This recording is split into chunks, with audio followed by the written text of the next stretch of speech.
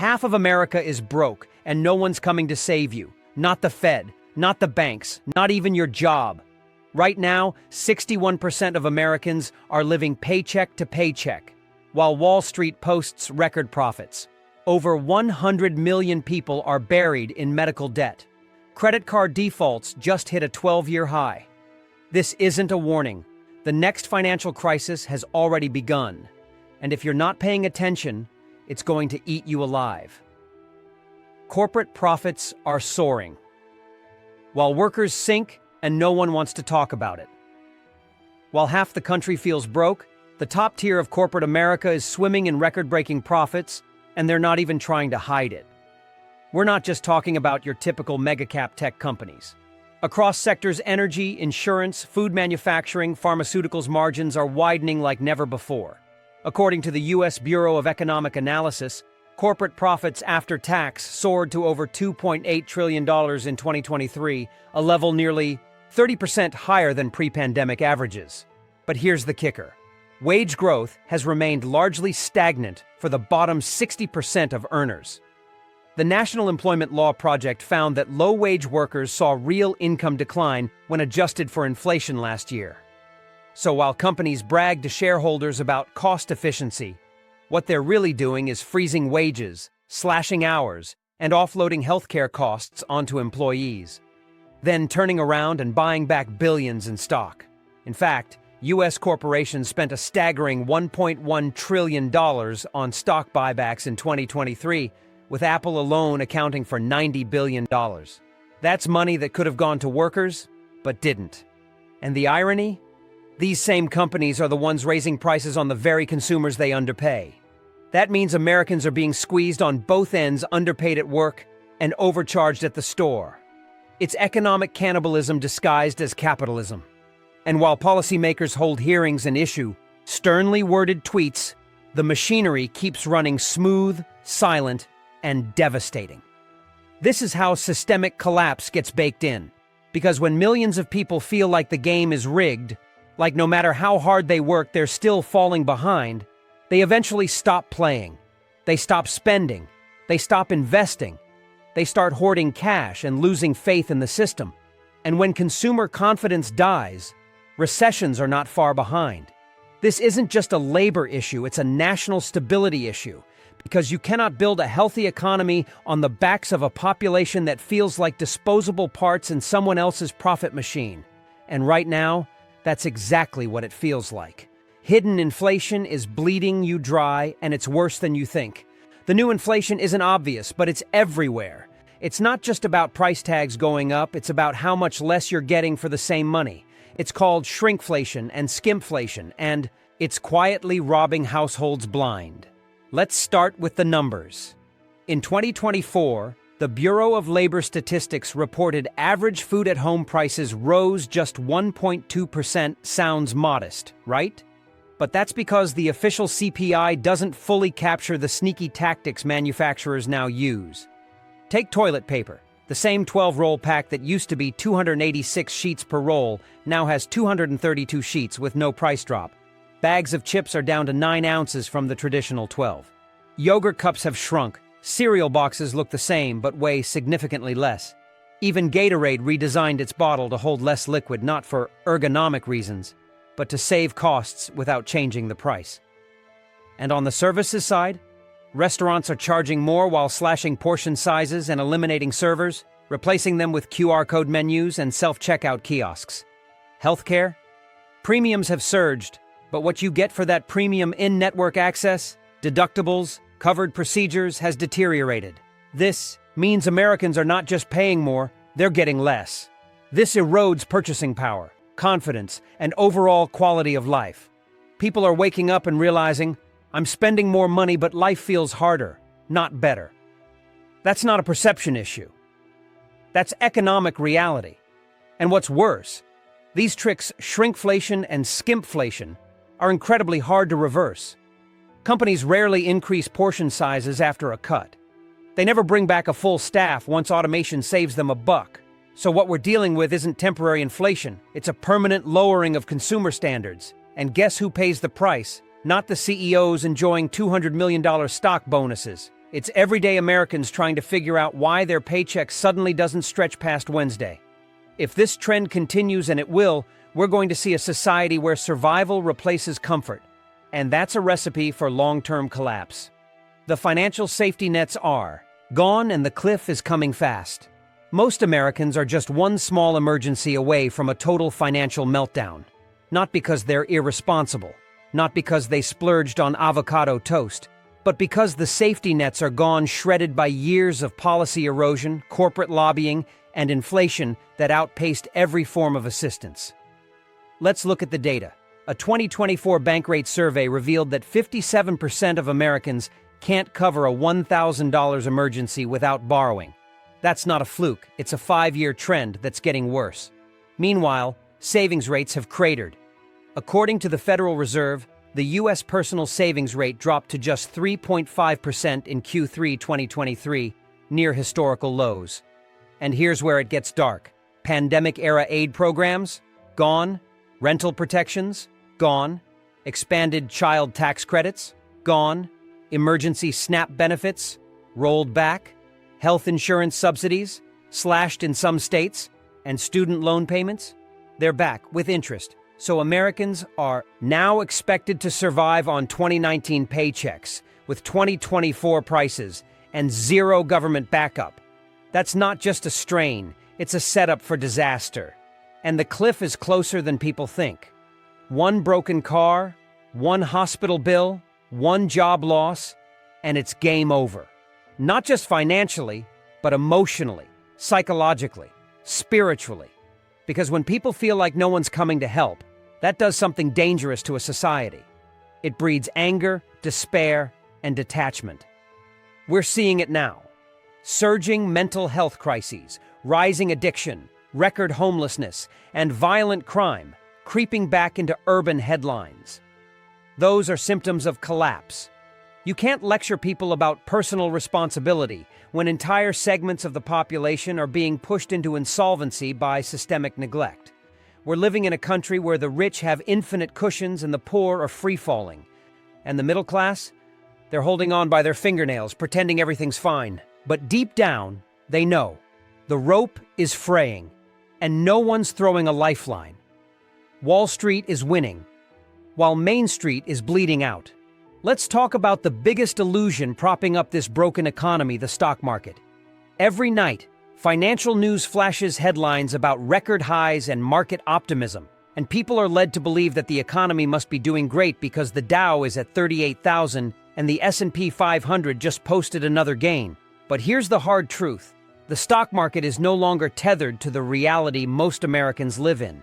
It's a casino for the top 10%, and the rest of the country is barely scraping together gas money while being told to celebrate the wins of billionaires. According to the Federal Reserve, as of 2024, the wealthiest 10% of households own 89% of all U.S. stocks. Read that again. Nearly 90% of the stock market is concentrated in the hands of a tiny sliver of elites. Meanwhile, over 60% of Americans live paycheck to paycheck, with no meaningful investments or retirement savings to benefit from these rallies. And yet, every rate hike or policy shift is designed with Wall Street in mind. When the Fed raises interest rates to fight inflation, it's your mortgage, your credit card, your car loan that gets more expensive, not the hedge fund manager's yacht. This dynamic has become so lopsided, it's absurd. Corporate earnings are prioritized over worker conditions. Executive bonuses are tied to stock performance, not long-term growth, not community investment, not innovation. So companies fire workers to please shareholders. They offshore production, automate jobs, and inflate share prices through buybacks, all while pretending they're innovating. But back in reality, small businesses can't get loans. Local stores are drowning under rising rent and collapsing foot traffic. Malls are empty. And while Wall Street celebrates another bull run, Main Street looks like a ghost town. This divergence is more than economic, it's cultural. When one class is getting richer by the minute and another is rationing medication and skipping meals, you don't just get recessions, you get revolutions. And yet no one in power is saying the quiet part out loud. That the stock market no longer measures the health of the American economy. It measures the health of the wealthiest Americans. And everyone else? They're not even on the scoreboard anymore.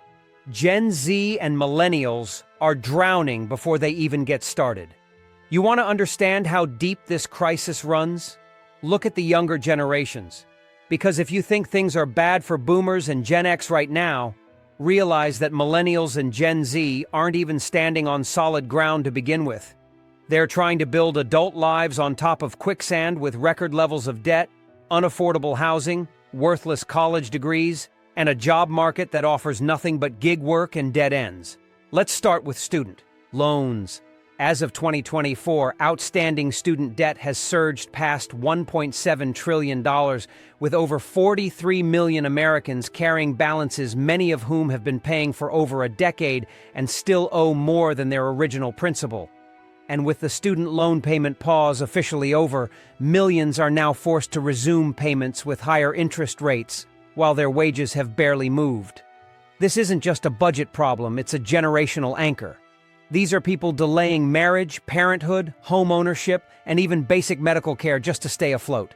Now pile on housing. In major cities, the average starter home costs over $400,000, and even in mid-sized markets, it's not uncommon for young buyers to need $80,000 in cash just to cover the down payment, closing costs, and basic move-in expenses. How many 25-year-olds do you know with that kind of money lying around? And don't even get me started on rent. Nationally, rents are still 25% higher than in 2019, and wages have not followed suit. But the real gut punch? The jobs themselves. Sure, unemployment is low, but quality work is another story. The fastest growing job segments for young people today are in food service, retail, and warehousing, all low-wage, high-burnout sectors. Health insurance is spotty, benefits are vanishing, and pensions. That's a word from the history books. And despite all the talk of digital entrepreneurship, most online work is unstable, underpaid, and algorithm-dependent. These are not pathways to prosperity. They're survival strategies in a collapsing system. This generation isn't lazy. They're exhausted working multiple jobs, side hustles, and still not building wealth. The American dream didn't just slip away from them, it was taken piece by decades of policy designed to enrich the top and gut the rest. And now we expect them to fix the economy with what? TikTok side gigs and $5 lattes? Be serious. Healthcare is now a debt trap, masquerading as a safety net.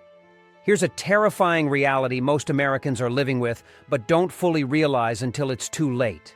Getting sick in this country doesn't just threaten your health, it threatens your entire financial future. The U.S. healthcare system has quietly transformed into a massive predatory debt trap, and it's catching more people than ever before. As of 2024, over 100 million Americans, nearly 1 in 3 adults, have some form of medical debt, according to the Kaiser Family Foundation. And get this, the majority of that debt isn't from surgeries or catastrophic illness. It's from basic care things like emergency room visits, diagnostic tests, ambulance rides, and routine procedures that in most other countries are covered or heavily subsidized. But in the U.S., you can get billed $6,000 for a few stitches, or $2,500 just for stepping into an ER, even if you're sent home with ibuprofen. And even if you have insurance, you're not safe. Deductibles are higher than ever, with the average family plan requiring $4,500 out of pocket before coverage even kicks in. Surprise bills are still rampant. Prescription drug prices are so inflated that Americans now routinely drive to Mexico or Canada just to afford life-saving medication. Meanwhile, medical bankruptcies account for an estimated 2/3 of all personal bankruptcies filed in the U.S. Think about that. 2/3 of bankruptcies in the richest country on earth are because someone got sick. It's a disgrace. But here's where it turns into economic quicksand. Medical debt doesn't just destroy your credit, it delays home ownership, car purchases, retirement savings, and small business investments. It traps people in cycles of low-wage jobs just to hang on to employer health coverage. And worse, it creates a population that becomes afraid to seek care at all. People skip screenings, delay surgeries, avoid follow-ups, not because they don't need them, but because they know the bill will be ruinous. That's not just cruel, it's a public health crisis with economic consequences. A sick population is a less productive one. A debt-strapped population is a less stable one. And a country where people fear the hospital more than the illness itself is not on the verge of recovery, it's already in a free fall. The hidden collapse of the middle class and the silent disappearance of stability. We need to talk about the collapse happening in plain sight. The slow, invisible evaporation of the American middle class. Not the dramatic kind you see in stock market crashes or housing busts, but the quiet kind, the kind that shows up in property tax hikes, vanishing pensions, $70 rotisserie chickens, and the complete inability to plan more than 30 days into the future. The middle class used to be the engine of American prosperity. It was the group that could buy homes, raise kids, save for college, afford a vacation once a year, and still retire with some dignity. But that version of the middle class, it's not shrinking anymore, it's dissolving. Pew Research reports that in 1971, 61% of Americans were in the middle-income bracket. Today, it's just 50%. And even those who technically remain in the middle class are living in a kind of high-wire act that feels anything but secure. Why? Because the cost of staying middle class, from private insurance premiums to property taxes, from childcare to elder care, has become so astronomically high that stability now requires debt. Want your kid in a decent school district? That's a mortgage that eats 45% of your paycheck? Want to care for aging parents? Assisted living is now averaging $54,000 a year per person. College tuition? Forget it. The average four-year degree at a public university now costs over $100,000, and that's before living expenses. So families stretch, they refinance homes, they burn through savings, they tap 401ks just to get by, not to invest, not to build wealth, but to survive the next 12 months. And here's the trap. When an economy forces the middle class to take on more risk just to maintain appearances while offering none of the rewards, you don't have a middle class anymore. You have a time bomb. One illness, one job loss, one recession, and it's all gone. And when that happens to millions at once, it doesn't just hurt families, it destabilizes the entire economy. Because when the middle class goes down, there's no cushion left. No consumer spending, no home buying, no tax revenue, no hope. That's not hyperbole, it's economic physics. And the fuse has already been lit. The rental trap has become an economic cage for an entire generation. If you really want to understand why half of America feels broke, you have to look at rent. Not just the monthly payments, but the entire system of modern renting, which has mutated into a profit-hungry monster that feeds off instability, siphons away every dollar of savings, and blocks millions from ever building wealth. In the last 5 years, rent inflation has completely outpaced wage growth, and not by a little. From 2019 to 2024, average rents in the U.S. jumped 26% nationally, and in major metro areas, the spikes have been closer to 35% to 40%. Meanwhile, real wages for most workers have barely moved. According to Harvard's Joint Center for Housing Studies, 22 million U.S. renter households are now considered rent-burdened, meaning they spend over 30% of their income on housing. But more than 11 million are severely rent-burdened, spending half or more of their take-home pay just to avoid homelessness. And here's what no one in Washington wants to admit: this is by design. Wall Street firms like Blackstone and private equity groups have poured billions into single-family rentals over the last decade. They're buying up homes in bulk, outbidding regular buyers, then jacking up the rent. In fact, corporate landlords now own 1 in every 7 rental homes in the U.S., and in some cities, it's much higher. These companies don't care about communities or affordability.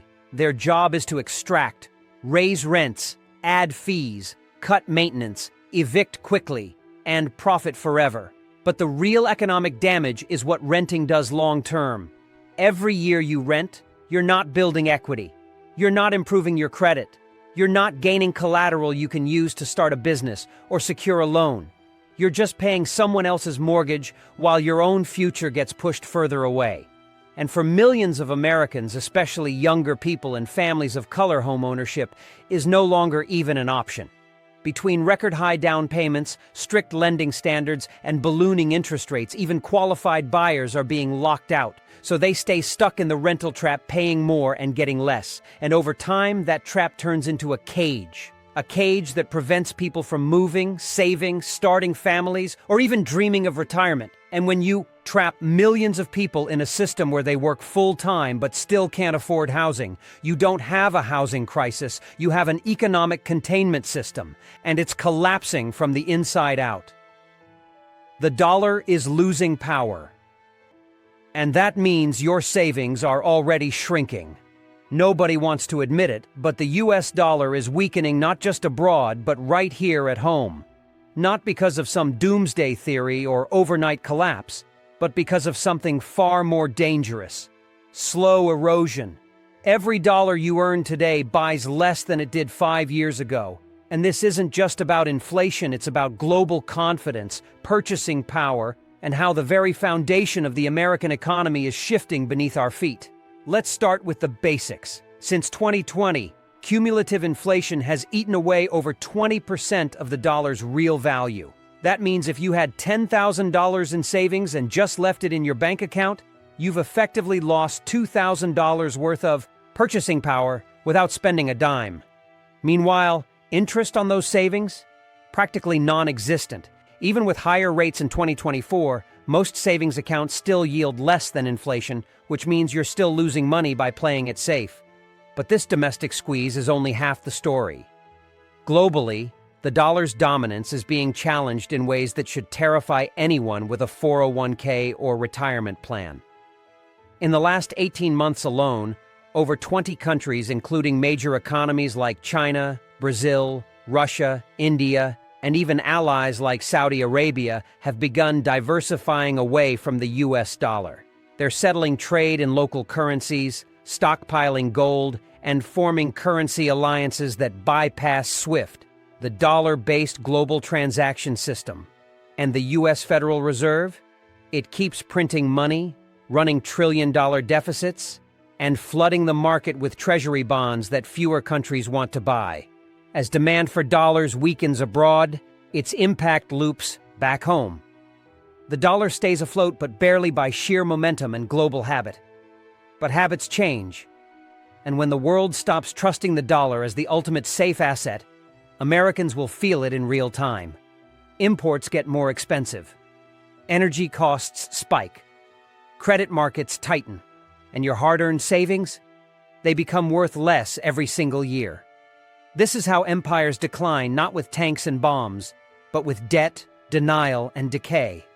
And while the elites buy assets to hedge, the average American is left holding paper money that quietly loses power in a system designed to keep them uninformed and unprotected. This isn't fear-mongering. This is the math of currency collapse playing out in slow motion, with no breaks in sight.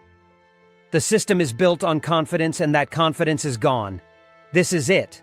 The beating heart of the entire financial crisis that's unfolding right now in America. It's not just about debt or rent or jobs. Those are the symptoms. The real disease? Loss of trust in the economy, in the system, in leadership, in the promise that working hard will lead to something better. Because everything, and I mean everything, in a modern financial system runs on confidence. Confidence that your money will still be worth something next year.